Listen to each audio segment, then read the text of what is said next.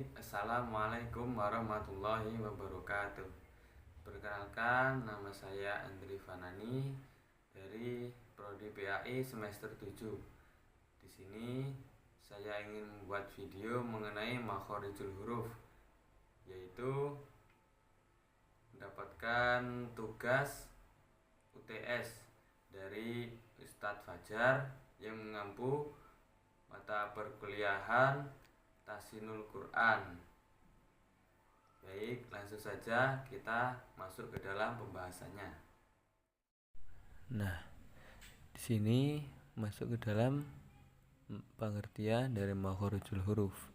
Nah, sebelum masuk ke dalam pembahasannya, alangkah lebih baiknya kita juga harus mengerti karena terdapat bagian-bagian yang penting dalam ilmu tajwid, terutama yaitu bab makhraj. Nah, kenapa bab makhraj ini begitu penting dalam ilmu tajwid? Karena hampir seluruh masalah-masalah hukum bacaan dalam ilmu tajwid bermuara dan kembali pada bab makhraj tersebut. Oleh karena itu, menjadi suatu keharusan bagi orang yang akan membaca Al-Quran terlebih dahulu mempelajari sampai mahir. Nah, jadi sebelum kita membaca Al-Quran, alangkah lebih baiknya kita harus mengetahui makhraj-makhrajnya terlebih dahulu. Kemudian masuk ke dalam pengertian makhraj. Pengertian makhraj itu ditinjau dari morfologi yang berasal dari fi'il madhi, yaitu kharaja yang berarti keluar, lalu dijadikan berwazan maf'ala yang bersigot isim makan, maka menjadi makhroja.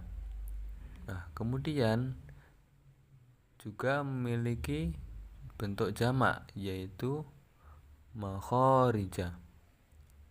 Nah, oleh karena itu makhorijul huruf yang diindonesiakan itu menjadi makhraj huruf, yang artinya tempat-tempat keluarnya huruf. Dengan demikian, makhorijul huruf adalah tempat keluarnya huruf pada waktu huruf tersebut dibunyikan. Nah, kemudian yang selanjutnya yaitu makhorijul huruf menurut ulama.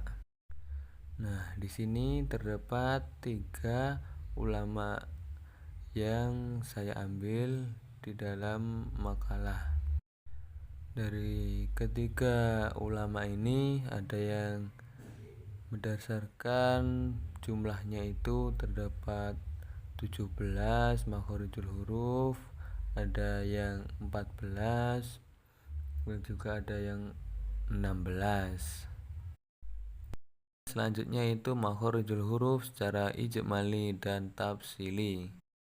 Nah, di sini saya mengambil dari usulan atau berdasarkan pilihan para ulama ahli qiraah, yaitu dari Imam Ibnul Jazari, bahwa tempat-tempat keluar hurufnya hijaiyah itu berjumlah 17.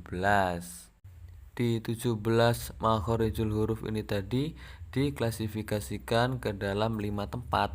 Nah, dalam 5 tempat inilah merupakan letak makhraj dari setiap huruf yang kita ketahui saat ini. Nah, yang pertama yaitu ada al-jauf. Al-jauf itu merupakan lubang tenggorokan sampai ruangan mulut. Kesemuanya ruangan itu menjadi tempat keluarnya huruf mad, yaitu huruf alif, waw mati setelah domah, dan ya mati setelah kasroh, seperti yang ada pada lafadz nuhiha. Nah, kemudian juga terdapat huruf 3 bergelar pada huruf jaufiyah atau lubang, karena keluarnya mulai dari lubangnya tenggorokan sampai lubangnya mulut. Nah, dari situ makhraj ini dikatakan makhraj yang paling luas dan bebas karena tidak nyata memusatnya suara, bahkan hanya meluas di dalam ruangan tersebut. Yang kedua yaitu tenggorokan. Yang pertama yaitu hamzah dan ha. Hamzah dan ha ini keluarnya dari pangkal tenggorokan. Kemudian ain dan ha itu keluarnya dari tenggorokan bagian tengah, dan yang terakhir yaitu ghain dan kha itu keluarnya dari ujung tenggorokan yang paling dekat dengan lidah. Yang selanjutnya yaitu lisan atau lidah. Nah, yang pertama yaitu huruf qaf, itu keluarnya dari pangkalnya lidah bagian atas yang paling dekat dengan tenggorokan. Itu keluar huruf qaf. Kalau huruf kaf itu keluarnya dari pangkalnya lidah di bawahnya qaf. Jadi maksudnya itu pada pangkal lidah setelah makrotnya qaf itu keluar sedikit dan di bawahnya. Nah, disitulah makrotnya huruf kaf. Ada huruf jim, shin, dan huruf ya yang hidup. Kemudian huruf tersebut keluar dari tengah lidah dan langit-langit atasnya. Nah, gambarnya sebagai berikut ini.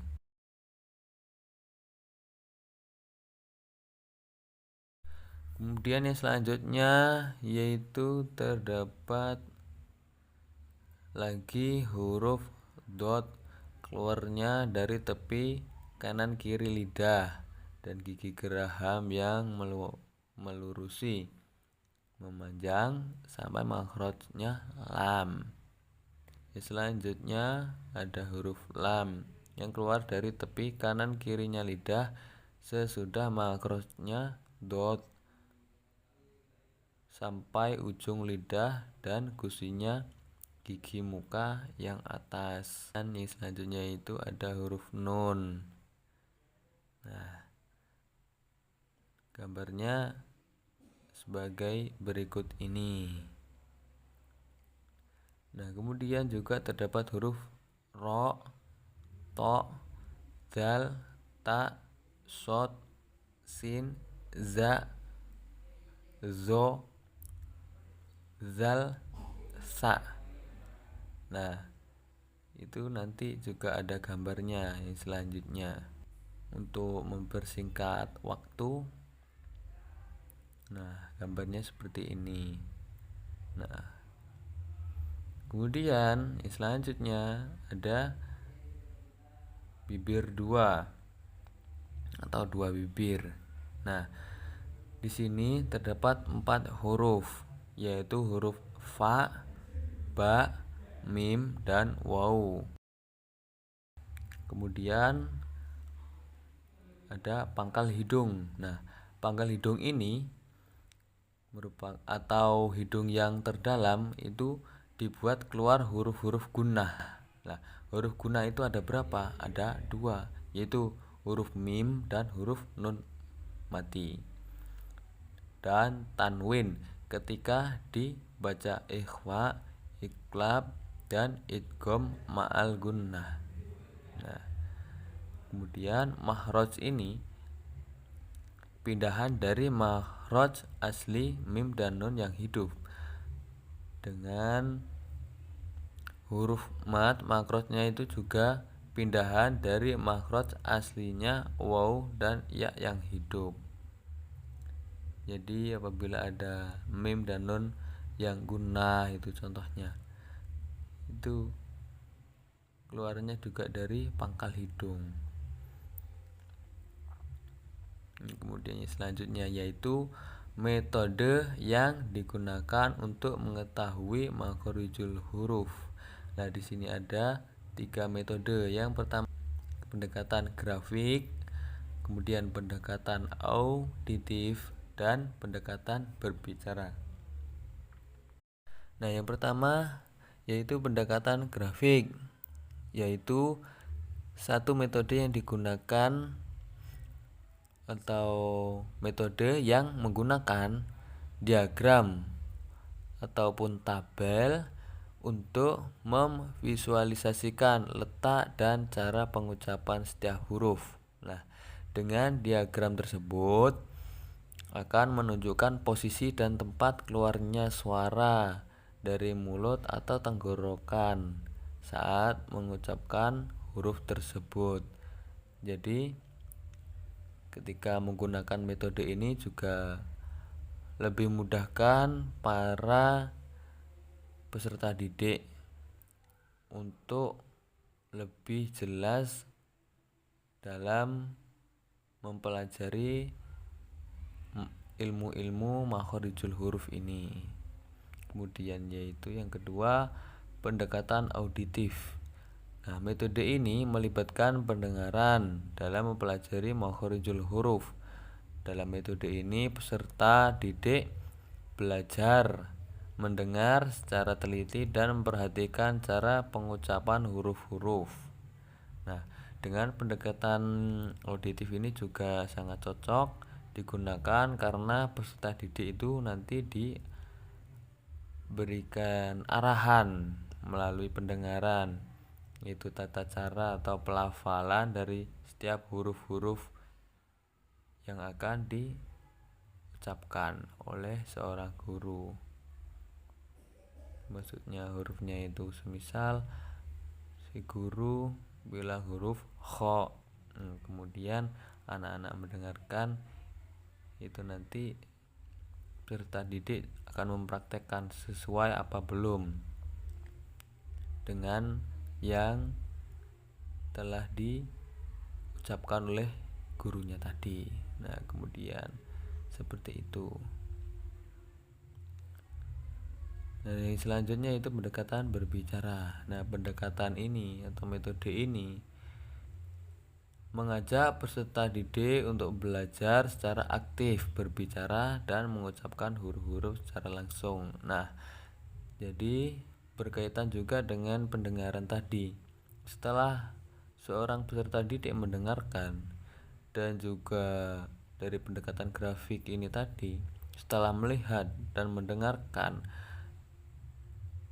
cara-caranya pengucapan serta letak-letaknya itu tadi dari gambar-gambar atau diagram yang telah ditunjukkan oleh seorang guru, maka perlunya juga seorang guru itu nanti ngetes atau mengajak kepada peserta didik itu untuk langsung praktek mengenai tata cara pengucapan huruf-huruf secara langsung agar mengetahui kekeliruan dan kefasihan seorang peserta didik. Nah, jadi seperti itu. Mungkin cukup sekian dari saya, kurang lebihnya mohon maaf.